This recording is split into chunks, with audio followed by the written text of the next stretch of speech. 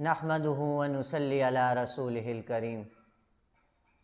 میرا آج کا موضوع ہے کہ آج کے جو مولوی ہیں یا آج کے جو ملا ہیں جو اپنے آپ سے دین بتاتے ہیں، کیا وہ صحابہ سے بڑھ کے دین کو سمجھنے والے ہیں؟ کیا وہ صحابہ سے زیادہ دین کو سمجھتے ہیں؟ صحابہ سے زیادہ قرآن کو سمجھتے ہیں؟ صحابہ سے زیادہ حدیث کو سمجھتے ہیں؟ جو کام حدیث میں نہیں، قرآن میں نہیں، صحابہ کی زندگی میں نہیں، اس کو کس طرح آپ لوگ دین بتاتے ہو؟ کس بنیاد پہ آپ دین بتاتے ہو؟ کیا وہ دین ہو سکتا ہے جو ابو بکر نے نہ کیا ہو، جو عمر نے نہ کیا ہو، جو عثمان نے نہ کیا ہو، جو علی نے نہ کیا ہو، جو طلحہ زبیر نے نہ کیا ہو، جو سعد سعید نے نہ کیا ہو، جو ابو عبیدہ عبد الرحمن بن عوف نے نہ کیا ہو، جو بلال حبشی نے نہ کیا ہو، جو سلمان فارسی نے نہ کیا ہو، جو 1.25 لاکھ صحابہ کی جماعت نے نہ کیا ہو؟ کیا وہ دین ہو سکتا ہے؟ اور پھر کہتے ہو محبت سے کرتے ہیں۔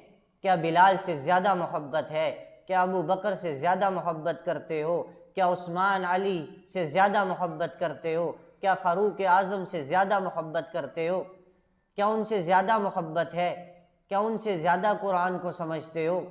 اگر انہوں نے ایک کام نہیں کیا تو تم کیوں کرتے ہو؟ میں ان مولویوں سے مخاطب ہوتا ہوں، تم اس کام کو کیوں کرتے ہو؟ کیوں 12 ربیع الاول کو یہ رواج، ان رواجوں کو دین بتاتے ہو؟ کیوں بتاتے ہو کہ اس کا اللہ نے حکم کیا؟ کہاں اللہ نے حکم کیا ان چیزوں کا؟ کہاں لکھا ہے؟ کس صحابی نے کیا؟ پھر مختلف روایتیں بتاتے ہو۔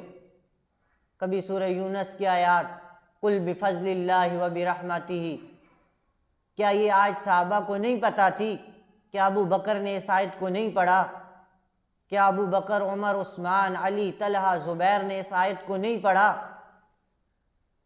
اگر انہوں نے اس آیت کو پڑھا ہے تو پھر وہ جلوس نکالتے، وہ جھنڈیاں لگاتے، وہ لائٹیں لگاتے، وہ دیگیں پکاتے، وہ کیک کاٹتے۔ اگر انہوں نے اس آیت کو پڑھ کے یہ کام نہیں کیے تو تم کیسے کر سکتے ہو؟ پھر تم کہتے ہو کہ اللہ کے نبی ایک دفعہ صحابہ کی جماعت کے پاس گئے، پوچھا کیوں بیٹھے ہوئے ہو؟ کہ اس وجہ سے ہم شکر ادا کر رہے ہیں کہ اللہ نے ہمیں جہالت سے نکال کے اسلام میں اللہ لے آیا اور آپ کو بھیجا، اس وجہ سے ہم اللہ کا شکر ادا کر رہے ہیں کہ آپ آئے، آپ نے ہمیں زندگی گزارنے کا طریقہ بتایا۔ تو اللہ کے نبی نے فرمایا اللہ بھی تم پہ خوش ہو رہا ہے۔ اس چیز کو بنیاد بناتے ہو۔ کیا اس دن 12 ربیع الاول تھی؟ کیا صحابہ جلوس نکال رہے تھے؟ صحابہ تو شکر ادا کر رہے تھے۔ کیا صحابہ جھنڈیاں لگا رہے تھے؟ کیا صحابہ لائٹیں لگا رہے تھے؟ کیا صحابہ پیسے مانگ رہے تھے کہ پیسے دو، دیگیں پکانی ہیں؟ کیا اگلے سال بھی 12 ربیع الاول کو یہ کیا گیا تھا؟ کیا ابو بکر کے دور میں یہ کیا گیا تھا؟ کیا عمر، عثمان، علی کے دور میں یہ کیا گیا تھا؟ صحابہ ہمارے لیے معیار ہے زندگی گزارنے کا۔ صحابہ سے اللہ راضی ہے۔ اگر ہم چاہتے ہم سے اللہ راضی ہو تو ہم ابو بکر کے طریقے پہ چلیں، عمر کے طریقے پہ چلیں رضی اللہ تعالی عنہما، صحابہ کے طریقے پہ چلیں۔ یہ کیا ہے کہ ہمیں خوشی ہے، ہمیں خوشی ہے، ہمیں خوشی ہے؟ ان لوگوں کو خوشی نہیں تھی جو جانیں دے رہے تھے، جو مال دے رہے تھے، جنہوں نے سب کچھ لٹا دیا؟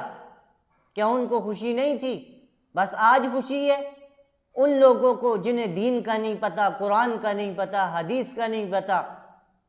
کیا ان لوگوں کو خوشی ہے؟ ان کو نہیں تھی۔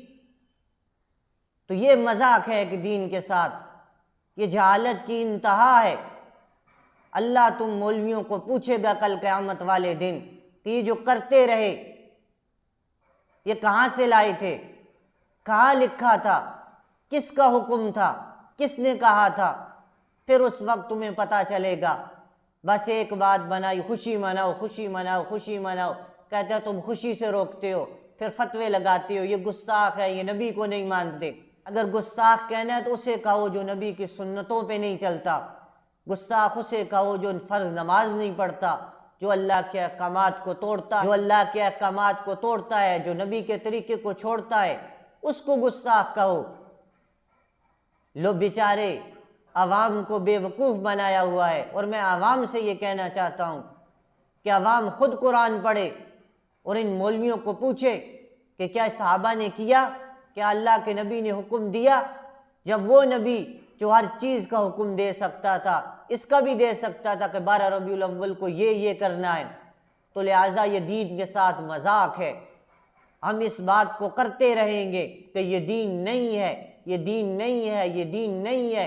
کیوں نہیں ہے؟ قرآن میں نہیں ہے، حدیث میں نہیں ہے، صحابہ کی زندگی میں نہیں ہے، اس لیے یہ دین نہیں ہے۔ اور مجھے فخر ہے کہ میں صحابہ کی جماعت کے ساتھ کھڑا ہوں، میں فاروق اعظم کے ساتھ کھڑا ہوں، میں ابو بکر صدیق رضی اللہ تعالی عنہ کے ساتھ کھڑا ہوں، میں عثمان رضی اللہ تعالی عنہ کے ساتھ کھڑا ہوں، میں علی رضی اللہ تعالی عنہ کے ساتھ کھڑا ہوں، میں آل بیت کے ساتھ کھڑا ہوں۔